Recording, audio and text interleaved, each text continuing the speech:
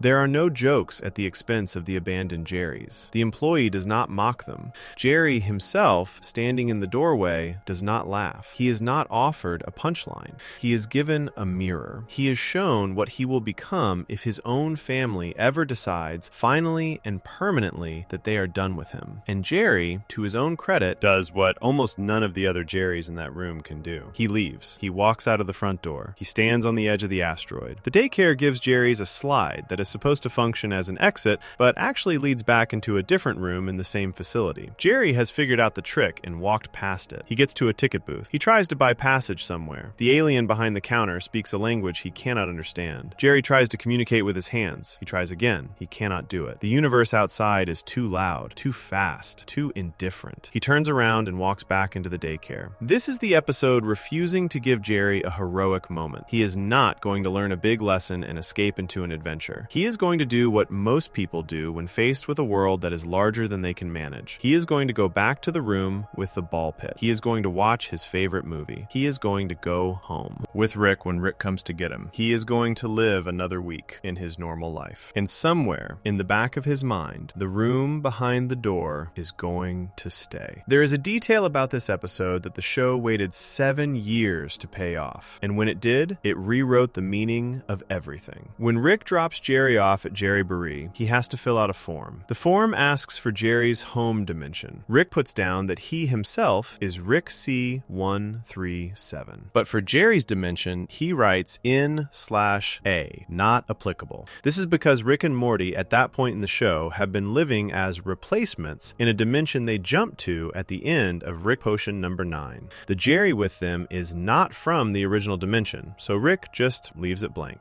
The attendant gives them a numbered ticket to pick Jerry up at the end of the day. At the end of the episode, Rick and Morty return to the daycare to retrieve Jerry. Morty has lost the ticket. They do not know which Jerry is theirs. A different Rick and Morty show up around the same time with the same problem. The two Ricks look at each other, shrug, and each take a Jerry at random. Nobody checks, nobody cares. They are all Jerrys. What does it matter? The show plays this moment as a joke and moves on. But the joke is not a joke, because in the premiere of season 6, 7 years later, this exact detail is confirmed canon. The Jerry that Rick has been living with since that day at Jerryboree is not the same Jerry. It is a different Jerry, from a different dimension, accidentally swapped by two hungover grandfathers trying to pick up their husbands before the daycare closed. The show waits 7 years to tell the audience that one of its main characters has been a stranger the whole time. The payoff lands in an episode called Solarix, which aired on September 4th, 2022. In that episode, a malfunction with Rick's portal fluid sends every portal traveler back to their original home dimension. Jerry disappears from the house. He is pulled back to where he actually came from, the dimension that was marked N/A on a form years earlier. The family is stunned. Rick explains, with a wave of his hand, that it is a deep cut from Morty Night Run. The audience has to rewind 7 years of episodes and reread every Jerry scene in light of the new information. Think about what this means. For 7 seasons of television, Beth has been married to a man who is not her husband. Morty and Summer have been raised by a father who is not their biological father. The family has eaten breakfast and argued about bills and celebrated birthdays with a Jerry none of them ever questioned. Because one Jerry is, as far as the show is concerned, functionally identical to another Jerry. Rick did not pick the wrong one on purpose. He picked one at random. And nothing in the family's life noticeably changed as a result. This is the cruelest thing the show has ever said about Jerry as a type. Not that he is weak, not that he is foolish, but that he is, in a real sense, replaceable. The universe does not track him. His own family does not track him closely enough to notice if you swap him out. He is the kind of person a cosmic filing system puts under N/A. And Jerryboree, as a physical place, is the architecture of that fact. A facility designed around the idea that a Jerry is a Jerry, and the specific one you drop off is not meaningfully different from the specific one you pick up. And yet, the show does something sneaky with Jerry across its run. Every time it sets up a scene that seems designed to prove he does not matter, it pulls back at the last second and shows you a small thing he does that quietly does matter. He is the one who notices when Beth is about to make a bad decision. He is the one who, in certain episodes, holds the family together when Rick has left it broken. In Solarix, when Jerry is snatched back to his original dimension, the family notices his absence. sense. They want him back. Summer fights to retrieve him. The show, without ever saying it out loud, admits that even Jerry, even this most disposable of characters, is loved by the people who share his life. This is the show's real answer to the philosophy of not mattering. The universe does not care about Jerry. The multiverse treats him as interchangeable. The Citadel of Ricks sees him as beneath notice. The Rick who raised his wife sees him as an inconvenience. Every cosmic framework in the show agrees that Jerry is, at the level of scale, not worth tracking. But the Beth who loves him cares. The Summer who is annoyed by him cares. The Morty who is embarrassed by him cares. And the Jerrys in the back room of Jerryboree, the ones who believed the cosmic verdict and sat down on the couch, are the show's warning about what happens when you accept a scale of meaning that is not built for human life. Rick wants you to live at the scale of infinity. At that scale, everything goes blank. Jerry, at his best, lives at the scale of the people within arm's reach. At that scale, dinner matters. A loved movie matters. The right wife, even if she was swapped at a daycare, is still your wife. The philosophy of mattering, in Rick and Morty, is Jerry's by default. He is the only character in the show who has been assessed by the universe as insignificant, and still, most days, shows up for his family anyway. This is also why, on rewatch, Jerryboree hurts so much more than it seemed to on first viewing. The back room is the cost of accepting Rick's answer. The front door is the cost of refusing it. Jerry, through pure, stubborn ordinariness, keeps choosing the front door. Other Jerrys do not. And the show, to its credit, does not congratulate him for his choice. It just lets him make it week after week, and lets the Jerrys on the couch sit in the background as a permanent reminder of where he almost went. All of this, though, is still about people trying to live with the question of meaning in a universe that does not answer back. The show has been building towards something harder. Before we move on, if you're enjoying this analysis, please consider subscribing. It helps the channel tremendously. It has been building toward the moment when it finally tells you the truth about the man at the center of all this, about where his philosophy actually came from, and about the woman whose death turned a brilliant scientist into the wandering, drinking, raging ghost the audience has been watching for 5 seasons. And when that truth finally arrives, it does not arrive as a flashback. It arrives as a full backstory dropped on a 14-year-old boy by a grandfather who can no longer keep it to himself, in an episode that changes what the entire show has been about. Section 7. Rick, Mariah, Jack, and the real backstory. Why revenge is not a philosophy. On September 5th, 2021, Rick Sanchez ran out of places to hide. The episode is Rick, Mariah, Jack, the finale of Season 5, and it is the single longest sustained lore dump in the show's entire run. For 5 full seasons, the audience had been working with pieces. A flashback here, a joke reference there, a clip in Season 3 that Rick immediately claimed was fabricated, a wife named Diane mentioned in passing, then walked back, a scar on Rick's psychology that the show kept circling but would not name. All of it gets named in Rick, Mariah, Jack, and what gets named changes the meaning of every previous episode. The setup is strange. Rick and Morty are at the Citadel, where evil Morty has just been revealed as the president. Evil Morty has captured Rick, scanned his brain, and released a montage of Rick's actual memories to Morty Smith. Not a performance, not a trick, the real ones. And then, in the middle of an ongoing attack on the Citadel, Rick finally sits down and tells his grandson who he is. The story goes like this. Long before the show began, in a dimension labeled C137, there was a young Rick Sanchez who was a small-time inventor working on teleportation. He had a wife named Diane, he had a young daughter named Beth. The 3 of them lived together in a normal house. This Rick was not a god. He was not a legend. He was a husband and a father who liked to tinker in his garage. One day, another version of himself showed up. This other Rick had already invented portal travel. He had come across dimensions to offer the technology to his counterpart, as one of many such visits this other Rick had been making across the multiverse. Our young Rick refused. He said the life the other Rick was offering sounded lonely. He chose his family. He said no. The other Rick, offended by the refusal, dropped a bomb into the garage as he left. Diane and young Beth were killed instantly. Our Rick survived. Everything that happens afterward in the canon, every drunk speech, every portal, every cruelty, every mocking lecture about the meaninglessness of life, is the aftermath of that one moment in the garage. Rick, Mariah, Jack makes this completely clear. It does not imply it. It does not hint at it. It shows the memory, confirms it, and lets Morty watch. What the show had done before this, in a Season 3 episode called The Rick Shank Rickdemption, was show us a version of this memory while telling us it was fake. Rick, at the time, was being interrogated by the Galactic Federation. He claimed the memory memory he was projecting was a trick to fool them. For 2 full seasons, the audience assumed that the story of the bomb and Diane was invented because Rick said so. Rick Mariah Jack reveals that the story was always true. The only thing Rick lied about was the speed. He did not build the portal gun right after the explosion, the way the fake memory shows. What he actually did is worse. He stayed. He lived in his ruined house for a long time. He was wounded. He was grieving. He was broken in a way no brain, no matter how brilliant, could fix by itself. The man who finally built the portal gun was not the young inventor whose family had just died. It was a shell of that man, stripped down over months or years of alone, who finished the last piece of his old research because he had nothing else left to do. Once the portal gun worked, he started hunting. Not exploring, hunting. The other Rick, the one who had killed his family, was somewhere in the multiverse. Rick decided he would find him. The show gives us a montage of this hunt, set to quiet music, and what it contains is a life. Rick travels for what appears to be decades. He kills other Ricks, dozens of them, maybe hundreds, trying to find the specific one who did it. None of them match. He becomes an arms dealer to fund his search. He becomes an alcoholic to survive the search. He meets Bird Person at some point during this period, which the show had already established in earlier episodes, and this context now explains why their friendship was so deep. Bird Person was one of the few beings who knew Rick from the hunting years. The hunt never succeeds. The killer, later named Rick Prime by the Citadel and the show, had hidden himself too well. He had seeded decoys of himself across the multiverse, false trails designed to lead any pursuing Rick into automated death traps. Our Rick followed many of those trails. He never found the real one. At some point in the years of failure, Rick helped found the Citadel of Ricks. We already knew this from season 1. Rick Mariah Jack explains why. Rick was exhausted. The endless killing was not working. He needed to stop, to organize, to try a different approach. He gathered other Ricks and built a wall around a section of the multiverse they could call home. He built the central finite curve, which we will come back to in detail. And for a while, he let himself rest. Then he left. He abandoned the Citadel. He went looking for the specific dimension that Rick Prime had originally come from. He found it. He moved in with the version of Beth who lived there, the daughter of Rick Prime himself, and he started living as her father. This Beth was not his biological daughter. She was the biological daughter of his enemy. Rick C-137 took the place her real father had vacated, pretending to be that man returning home, hoping that one day Rick Prime would come back to his own dimension and walk into Rick's reach. This is the Beth we have been watching for the entire show, the mother of Morty and Summer, the woman our Rick calls his daughter. She is, in the original canon, not his. She is the child of the worst version of himself, raised by a man using her house as a hunting stand. Morty, watching all of this unfold in the brain scan, asks the obvious question, "Why are you telling me this?" And Rick tells him, in his own way, that everyone can shut up about it now. The backstory has been given. It is out. Move on. But the audience cannot move on, because this changes everything. Every speech Rick has ever given about meaninglessness reads differently now. A man who believes nothing matters does not spend 40 years hunting his wife's killer. A man who believes love is an illusion does not keep a memory of his daughter alive in his grief for decades. A man who thinks attachment is weakness does not move across the multiverse into the exact dimension his enemy originated from, just for the chance of meeting him one day in a kitchen. Rick's entire life since the bomb has been a sustained argument that things matter, conducted through his feet and his hands, while his mouth said the opposite. This is why the revenge quest, over the course of Rick Mariah Jack and the seasons that follow, is not treated as a heroic arc. The show refuses to let Rick be a tragic hero for this. Evil Morty, who is hosting the dinner where Rick reveals all of this, is openly mocking. He calls Rick's story a crybaby backstory. He points out that the whole thing is about a man who lost one person and then used that loss to justify decades of killing and cruelty. Evil Morty's argument is that revenge is not a philosophy. It is an excuse. Rick has been using Diane as an excuse to never grow, to never heal, to never have to do the hard human work of building a new life, because the hunting and the grief and the drinking are easier than that work would be. And the show, to its own shock, sides with Evil Morty on this point. Not completely, but enough that the audience notices. Because look at what Rick has been doing with his life. He has been building a daughter. That daughter has had children. Those children love him.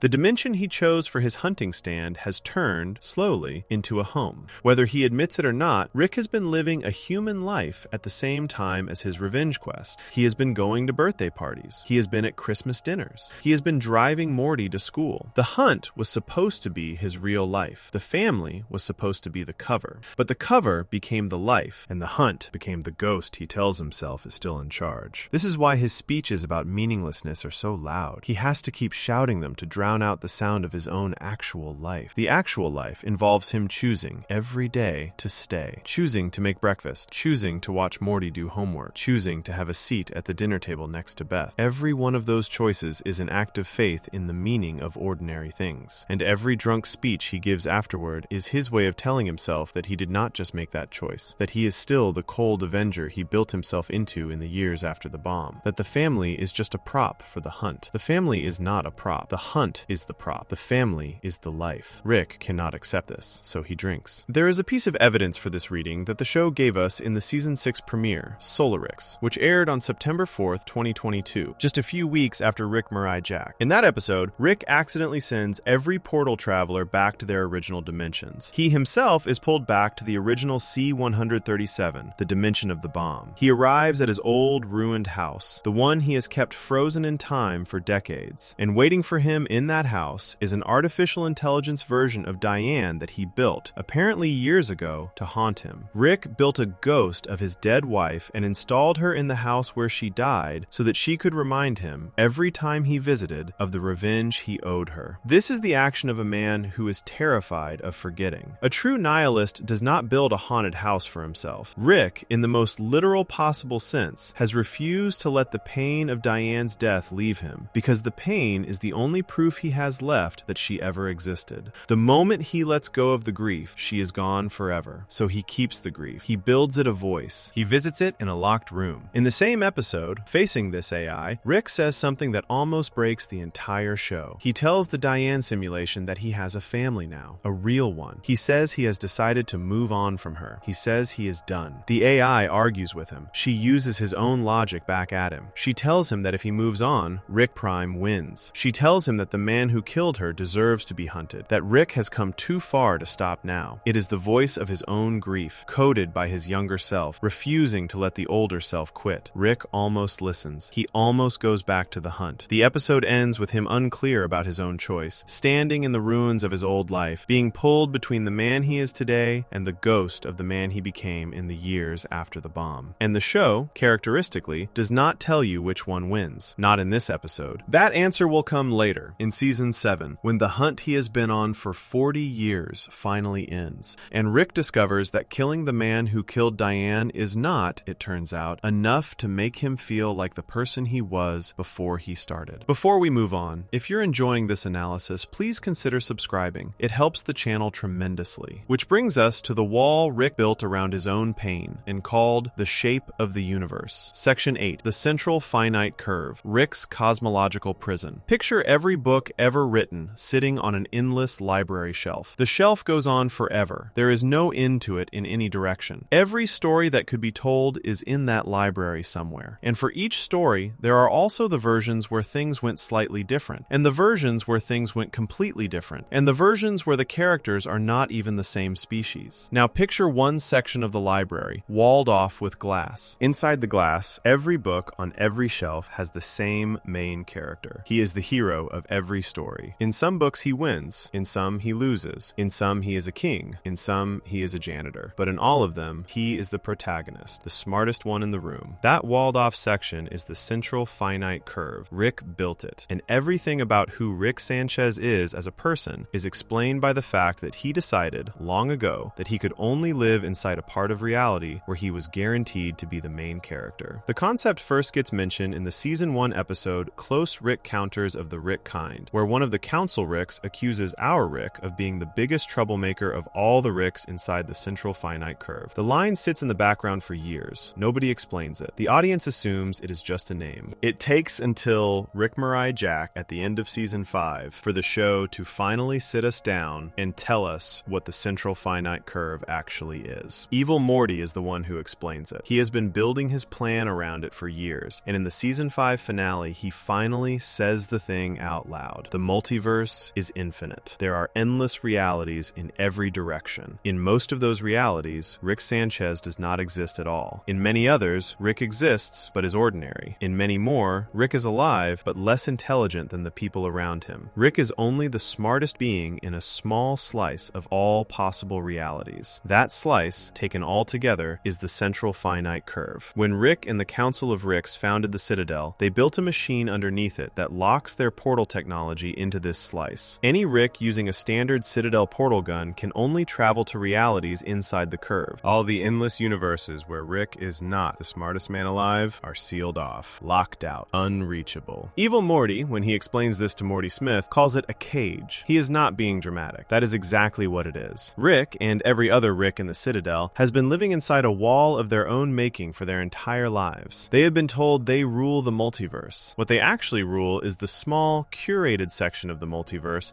where their rule was guaranteed before they ever started. The rest of the library sits on the other side of the glass, full of universes where Rick is a side character, full of universes where Rick is a loser, full of universes where Rick does not exist, full of universes where a Jerry is the smartest being, or a Morty is the genius, or nobody is a genius and life goes on without geniuses at all. Rick has chosen for his entire adult existence to never visit any of these universes, not once. He has built a wall around his ego and called the wall the shape of reality. This is one of the most honest things the show has ever said about its main character. Rick's entire philosophy of meaninglessness is based on the claim that he has seen everything. He talks about the universe like a man who has been everywhere in it. Every speech about nothing mattering comes with the implicit authority of a traveler who has looked at infinity and found it empty. The central finite curve proves this is a lie. Rick has not been everywhere. Rick has been in one small neighborhood of one massive city, repeating the same walk over and over for decades, and telling himself the whole time that the city has nothing new in it. His assessment of reality is based on reality as he has allowed himself to experience it, which is reality where he is always the best. A man who walls off every version of the universe in which he might be average, and then concludes from his remaining experience that nothing is interesting, has not actually concluded anything about the universe. He has only concluded something about himself. The conclusion is, I cannot bear to be ordinary. This is the core of Rick's psychology, stated as clearly as the show will ever state it. Rick is not afraid of meaninglessness. He is afraid of being a side character. He is afraid of being one of the background Jerrys in someone else's story. His whole life has been arranged around making sure that possibility is not available to him. The portal gun only opens doors into universes where he is guaranteed to be the smartest person in the room. The Citadel only exists for versions of him. The central finite curve keeps out every universe that might challenge his central place in the narrative. Evil Morty understands this. That is what makes him so dangerous to Rick.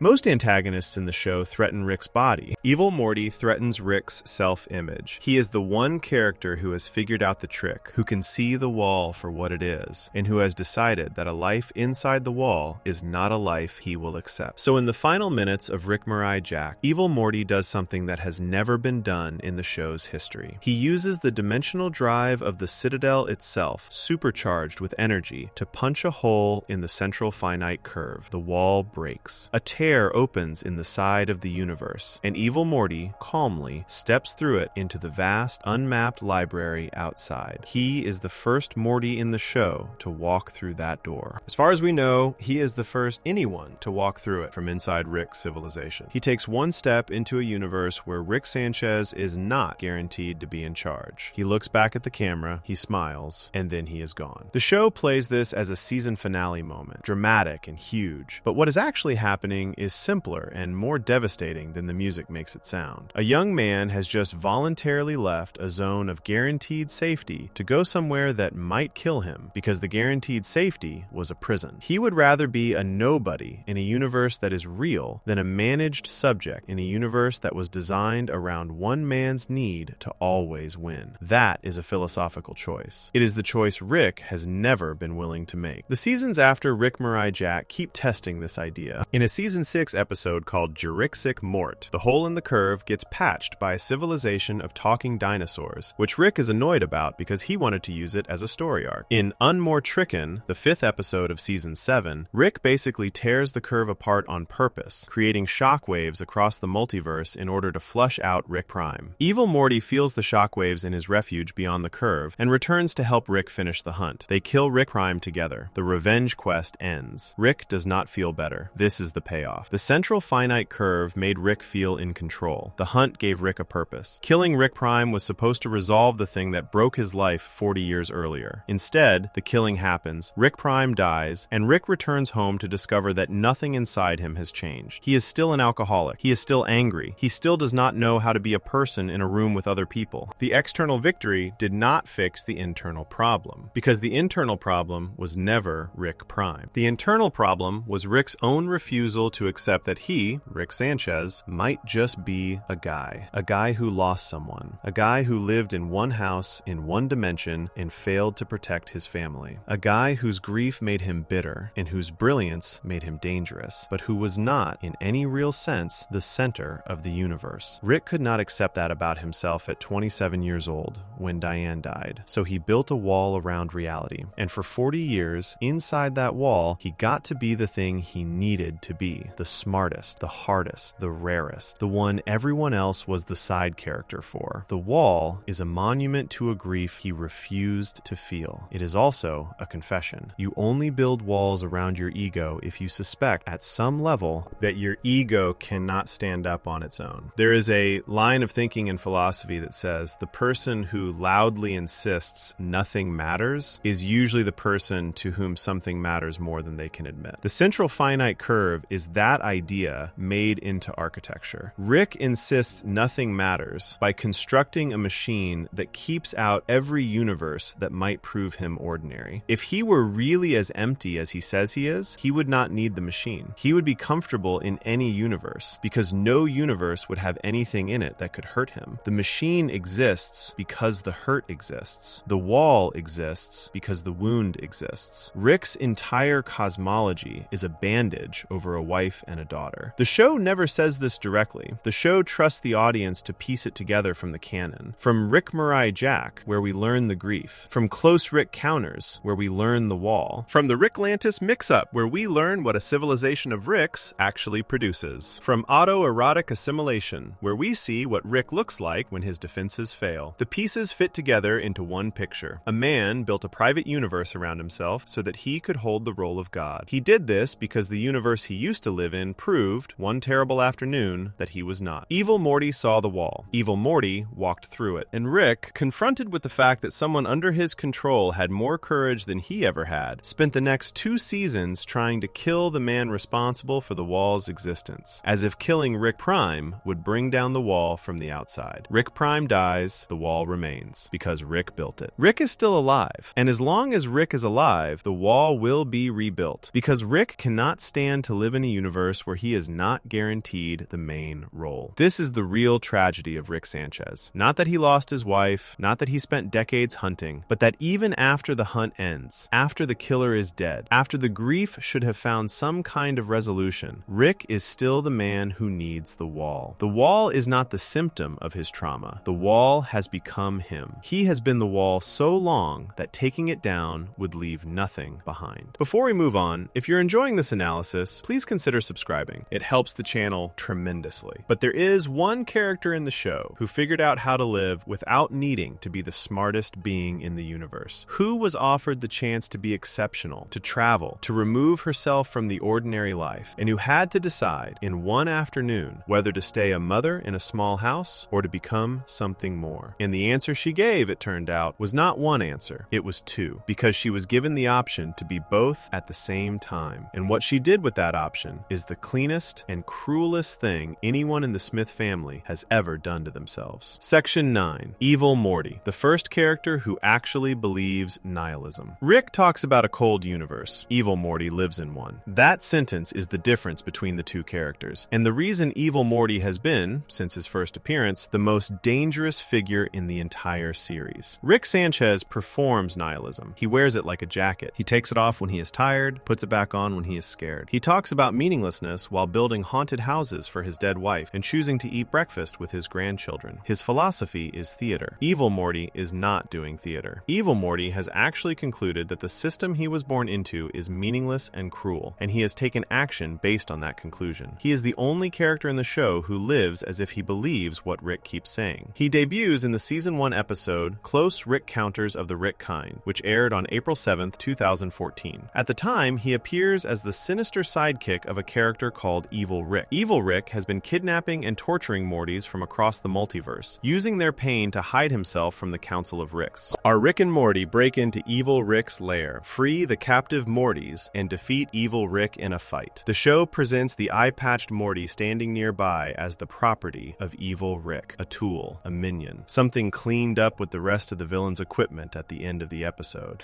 But in the final shot, the eye-patched Morty walks away. He is not recaptured, he is not killed, he simply leaves. And the show holds on his face for one extra second, letting the audience understand that something has gone wrong with the happy ending. The real villain was not evil Rick. Evil Rick was the front. The Morty was running him the whole time. That twist is the entire evil Morty story compressed into 3 seconds. Every later appearance is the show unpacking what that moment actually meant. He returns in season 3 in an episode called The Ricklantis Mix-Up, which aired on September 10th, 2017. He runs for president of the Citadel. The Citadel, as we have covered, is the city built from millions of Ricks and Mortys, with Ricks on top and Mortys in a permanent second class. The young candidate Morty is charismatic. He speaks about equality. He speaks about ending the class system. He speaks about a citadel that belongs to everyone who lives in it. Crowds love him. He wins the election. He walks into the presidential office. He closes the door. Then, he has everyone who opposed him executed, while the recording of his campaign speeches plays in the background. He takes off the costume lens. Underneath is the eye patch. The audience understands, in one long, silent moment, that the young idealist was the eye-patched Morty all along, and that his victory is not the arrival of hope. It is the arrival of someone who understood the hope enough to use it. This is where most of the fan base first misread him. For years, the popular reading of evil Morty was that he was a darker version of the hero, a tyrant in training, a Morty who had simply turned to the wrong side. The name Evil Morty encouraged this reading. The show fed the reading on purpose for a while, but look at what he actually does in that episode, and the picture gets stranger. He murders the political class of the Citadel. The political class of the Citadel was corrupt. The political class of the Citadel had built and maintained a system where ordinary Mortys lived in poverty while Ricks ran everything. The political class of the Citadel sold wafers made from a captive man's tears. His first act as president is to end that class. This is not the behavior of a traditional villain. This is the behavior of someone who has looked at a cruel system and decided that everyone running it deserves to die. That might make him a monster. That does not make him evil in any simple sense. And the show, after this episode, quietly stops using the name Evil Morty as a neutral label. He becomes, in the writing, President Morty. The shift is subtle. The meaning is not. His second major act is the one that defines him. In the finale of season 5, Rick Mariah Jack, he reveals his real plan. It was never about the Citadel. It was never about revenge on Rick. It was about the central finite curve, the walled-off section of the multiverse that keeps every Morty trapped inside realities where Rick gets to be the smartest being alive. Evil Morty wants out. He wants to leave the cage entirely. He wants to go somewhere no version of Rick can reach him. And in that episode, he does it. He breaks the wall. He steps through. He vanishes into the real multiverse. Stop for a moment on what this means. Morty Smith, the protagonist of the show, has spent years being dragged around by a grandfather who will not let him grow up. Morty Smith is told every day by everyone and everything around him that he is a sidekick, that his role is to serve, that his existence has value only in relation to Rick. The standard Morty response to this is either quiet suffering or occasional small rebellions that never lead anywhere. Evil Morty's response is different. Evil Morty decided, somewhere in his past, that the entire structure was illegitimate and that no amount of working within the system would fix it. So he burned the system down and walked out. He is, by the show's own internal logic, the only character who has actually taken Rick's worldview seriously. Rick says nothing matters. Rick says we live in a meaningless universe run by no one. Rick says the accident of being born inside one role rather than another is arbitrary. If you actually believed all of that, the response would be to refuse the role, to walk away from any system trying to assign you a place, to find out what is outside the walls of the life you were handed. Evil Morty does this. Rick never does. Rick, the man who talks the most about meaninglessness, built the walls. Evil Morty, who barely talks at all, destroyed them. There is a moment in Rick Mariah Jack where Evil Morty explains why he hates Rick. It is quieter than most people remember. He says that a Morty with free will is what Rick considers evil. That is the whole philosophy. Rick's system considers independent thought a crime when it comes from a Morty. The name Evil Morty does not describe a Morty who did something wrong. It describes a Morty who refused to stay inside the role a Rick gave him. Evil is the word the powerful use for anyone beneath them who wants out. The show confirms this reading in Season 7, in the 5th episode, Unmortrican, which aired on October 15, 2023. Rick has spent the episode chasing Rick Prime. He disturbs the central finite curve in the process, sending shockwaves out into the larger multiverse. Evil Morty feels the shockwaves from wherever he has been hiding. He comes back, not to hurt Rick, to help him. Evil Morty shows up at the final confrontation with Rick Prime and paralyzes Rick Prime long enough for Rick's C-137 to kill him. The revenge happens because Evil Morty made it happen. Then, once Rick Prime is dead, Evil Morty leaves again. He does not stick around. He does not ask for anything. He goes back through the wall into the universe he chose because that universe is where he wants to live, not because he has any more use for Rick's world. His entire involvement in the show since the Season 5 finale has been the actions of someone who is completely free and is only engaging with Rick's story long enough to make sure the loose ends get tied up. Rick, watching Evil Morty leave for the last time, has no comeback. The smartest man in the universe cannot figure out what to say to the one young man who figured out how to live without him. And the show does not let him have a clever line. Rick just watches the hole in reality close up. This is the quiet argument the show has been making about its own main character. Rick is a man who claims to be free and is actually imprisoned in his own need to be central. Evil Morty is the proof that a different answer was possible. The name he is called by the people he rejected is the name the show has to use because the system has no better word for a person who refuses to play its game. But the audience, watching him, is supposed to understand. Evil Morty is not the villain. Evil Morty is the one who escaped. Before we move on, if you're enjoying this analysis, please consider subscribing. It helps the channel tremendously. And yet, even Evil Morty's escape, as clean as it looks, is a solitary answer. He left alone. He lives alone. The life he chose is free of Rick's specific trap, but it is also free of almost everyone else. There is a different kind of escape the show has been building toward, a harder one, and it belongs to the character nobody ever expected would be the one to solve Rick's puzzle. A woman who was handed the choice Rick never could handle, who sat with it for one afternoon in her father's garage, and who came up with an answer so simple and so radical that the show spent 3 full seasons afraid to tell you which version of her was real. Section 10. The ABCs of Beth, Space Beth, and the question of which self is real. Beth Smith is offered a choice nobody in the show has ever been offered before, and she picks both. The episode is The ABCs of Beth, the 9th episode of Season 3, which aired on September 24th, 2017. It is the episode where the audience finally learns who Beth really is underneath the frazzled suburban surgeon's surface. And it is the episode where the show quietly lays the groundwork for the most interesting philosophical answer it will ever give. The plot starts with a news report. A man named Joseph Lipnip is about to be executed by lethal injection for the murder of his son Tommy, who disappeared years ago. Beth remembers Tommy. He was her childhood friend. She had always told herself that Tommy ran away into an imaginary land she made up called Froopy Land, a candy-colored fantasy world she used to visit in her head to cope with his disappearance. Rick, overhearing this, gets offended. He tells her, with the flat tone of a man bored by her fragile human mind, that Froopy Land was not imaginary. Froopy Land was real. He built it for her when she was a little girl. It is a pocket dimension, still active, still accessible. He made it so she would have a place to play. They go to Froopy Land to look for Tommy. They find him. He has been living there for decades, surviving through methods the show refuses to describe politely, ruling over a population of creatures he has produced by means that leave the audience stunned into silence. He has become a kind of cannibal king, and the Tommy that Beth remembers as a sweet boy is now a damaged adult who refuses to come home. In the argument that follows, Rick tells Beth the thing she has been hiding from her whole life. Froopy Land was not a gift. Froopy Land was a containment. Beth, as a child, was dangerous. She asked him for weapons, for mind control tools, for a sentient switchblade. She tried to murder other children. Rick built Froopy Land to protect the neighborhood from her by giving her a pocket universe where she could act out her worst impulses on artificial creatures instead of on living kids. Beth pushed Tommy into that dimension on purpose and left him there for years. The reveal is brutal, but it is not the point of the episode. The point comes at the end, when they have returned home and Rick sits his daughter down for a quiet conversation. Beth is shaken. She has just learned that she is not a nice person. She has never been a nice person. The entire adult life she built, the nursing career, the stable home, the marriage to Jerry, is an attempt to be something other than the child she actually was. And now, past 40 years old, exhausted, trapped in a suburban routine she resents, moments, she is wondering whether any of it was the right life to choose. Rick tells her she has an option. He can make a clone of her. The clone will be identical in every way, with all of her memories and habits, and the clone will take her place in the family. The real Beth will be free to go wherever she wants, travel the cosmos, live without responsibilities, figure out who she could have been. Meanwhile, the family keeps going. Jerry, Morty, Summer. They never know the difference. The episode does not show us Beth's answer. We watch her think about it. We watch her sit on the couch afterward, present with her family, seeming calmer than she has in years. The show ends without telling us which Beth we are watching, and for 3 more seasons, the audience is supposed to be guessing. Is this the original, who chose to stay, or is this the clone, making peace with a life assigned to her by Rick? The answer arrives in the Season 4 finale, which aired on May 31st, 2020, an episode called Starmort Rickturn of the Jerry. Space Beth, a version of Beth who has been off living the adventurous life the clone offer was about, returns to Earth. She walks into the house. She and Home Beth stand face to face. They are identical, and they have the same question the audience has been carrying for 3 seasons. Which one is the original? Rick refuses to tell them. He reveals in that episode that he did make a clone. He made one the same night he offered the deal. He mixed them up on purpose. He told each of them a different story about what she had chosen, and he wiped his own memory of the process so that even he does not know which Beth is the one that was born and which is the one that was grown in a tube. The information is gone. Not hidden, gone. This is a stunning thing for the show to do with its most central family question. Rick, who spends every other episode hoarding information, who treats secrets as currency, who manipulates his family with data he has collected and kept, chose to destroy his own knowledge on this one specific point. He did it so that he would not be able to favor one Beth over the other. He did it so that if anyone ever asked, he could honestly say he did not know. He did it because, for all his cruelty, he could not bring himself to give his daughter an answer that would diminish the other version of her. The 2 Beths are furious. They try to figure it out. They cannot. There is no test. There is no tell. Every memory they have is shared because the clone was made with full memory imprint. Every feeling they have is shared. They are the same woman split into 2, with neither of them having access to the fact of which one was split off from which. And here is the part the show is careful about, because it is doing something philosophical that most shows would not have the nerve to do. It refuses to let either Beth win the argument. Neither is granted the title of real. The show treats them both as equally the daughter, equally the mother, equally the Beth Smith who grew up asking her father for weapons, equally the Beth Smith who had children and a marriage. The question of which one is original is shown to have no answer, and, more importantly, no meaning. This is the only place in the entire show where the question of multiverse identity gets a clean response. Rick has spent 7 seasons acting like the existence of infinite versions of himself and his family makes specific lives disposable. He has buried his own corpse. He has replaced his family wholesale with a duplicate family from the next door universe. He has dismissed Morty's and Jerry's and Beth's as interchangeable pieces in a cosmic game nobody is winning. Beth Smith, presented with the infinity problem in its purest form, gives a different answer by simply existing on both sides of it. Her life as a mother in a house is her life. Her life as a warrior in space is her life. The daughter who loves her is her daughter in both cases. The sister who annoys her is her sister in both cases. The identity is not in the body. The identity is in the living. 2 Beths, both fully themselves, both fully loved, both fully daughters to a father who cannot tell them apart because there is nothing to tell apart. Space Beth comes home. Home Beth stays. They meet each other's families. They talk. They fight. In the season 6 episode called Bethic Twinstinct, which aired in 2022, they become romantically involved with each other because both of them are Beth, and Beth has apparently always had a small private curiosity about what it would be like to be with another version of herself. The show plays the scene for comedy and then, quietly, for sincerity. The 2 Beths are happy with each other in a way neither of them has been happy with Jerry. They understand each other completely because there is nothing to explain. Jerry, to his own credit, handles this with a grace nobody in the show expects from him. He is hurt, he is confused, he tries to process what is happening to his marriage, but he does not treat the other Beth as an invader or a fake. He accepts that both women are his wife, in whatever arrangement this family is inventing in real time. By the end of the episode, the 3 of them have found a living situation that somehow works. The show does not underline this, it just lets it happen. A philosophy problem that has stumped thinkers for thousands of years gets handled, in this family with a shrug and a shared dinner table. This is the show's most hopeful philosophical statement, buried under a surface layer of strange comedy. The question Rick has been asking the whole time, which version of yourself is real, has no answer in Beth's case because both versions are real. The multiverse does not weaken identity. It just means identity is not located where Rick thinks it is. Identity is not a thing you possess, like a passport. Identity is a thing you do, in the relationships you keep and the mornings you show up for. Both Beths show up. Both Beths count. Compare this to how Rick handles the same problem. Rick knows he is one of infinite Ricks. He knows that the central finite curve is full of other versions of him living other lives. He responds to this information by designing a hierarchy in which he, Rick C137, is the realist, the smartest, the one whose life has weight. Every other Rick is secondary. This is his answer to the multiverse, and it is a cowardly one, because it requires him to keep proving his status by comparison. He has to be smarter than other Ricks to count. He has to be more feared than other Ricks to count. His identity is a competition he is running against everyone who shares his face. Beth does not compete with her clone. Beth does not need to be the original to be Beth. When the other version of her walks through the door, she does not ask which of them is the real one. She asks, after a while, what they are going to do now that there are two of them. The question has moved from metaphysics to logistics. And once the question is logistics, it turns out to be solvable. You share a house, you share a family, you share, in certain surprising cases, a bed. You figure out the new life together. Rick, watching all of this unfold, cannot apply the lesson to himself. He saw two versions of his daughter reach peace with the fact that neither of them was the original, and he still cannot let go of the fact that he, Rick C137, is supposed to be the realest Rick in the central finite curve. His daughter found her way through the maze of multiverse identity and came out whole. Her father, smarter than her by every measurement the show has ever offered, is still inside the maze, still insisting that one version of himself is the true one, still punishing every other version of himself for the mistake of existing. Beth solved it. Rick did not. And the show makes you notice, without saying a word, that the character who solved it was the one Rick always underestimated. The character he called a disappointment to herself. The character he offered a clone to, as if the offer itself did not imply that the current life was somehow lacking. Beth took the offer, chose both options, and discovered that the original question had been the wrong one. The final argument of Rick and Morty, across 10 sections of lore and 7 seasons of television, is almost embarrassingly simple when you put it all together. Rick is wrong. Not about everything, about the one thing that mattered most. He has been telling his grandson and his daughter and his viewers and himself for years that nothing counts and no one is real and no single version of anyone can be said to matter. And the show, every single episode, has been quietly presenting the evidence against him. A buried corpse in a backyard, a universe running inside a car battery, a breakup in a garage with a death ray, a city that collapsed the moment a Morty decided to think for himself, a room full of Jerrys who gave up, a wife whose death he refused to live past, a wall he built to keep himself central, a daughter who was offered 2 lives and made both of them count. The show does not need to state its conclusion. The lore is the conclusion. Every piece of canon that fans have been arguing about on forums for years has been working together to make one point. The point the show will never put directly into anyone's mouth because it does not need to. If you have been paying attention to the canon, you already know what that point is. Things matter. People matter. The specific versions of the specific people you share your life with matter. Even when the universe is infinite. Even when the multiverse is full of duplicates. Even when a colder philosophy would let you off the hook. Rick Sanchez has spent a lifetime performing the opposite. Beth, in one afternoon, proved him wrong and did not even realize she was doing it. That is the show. That has always been the show. And the only person inside the show still pretending otherwise is the one the show is about. If you enjoyed this video essay, make sure to subscribe. Thanks for watching, and I'll see you in the next one.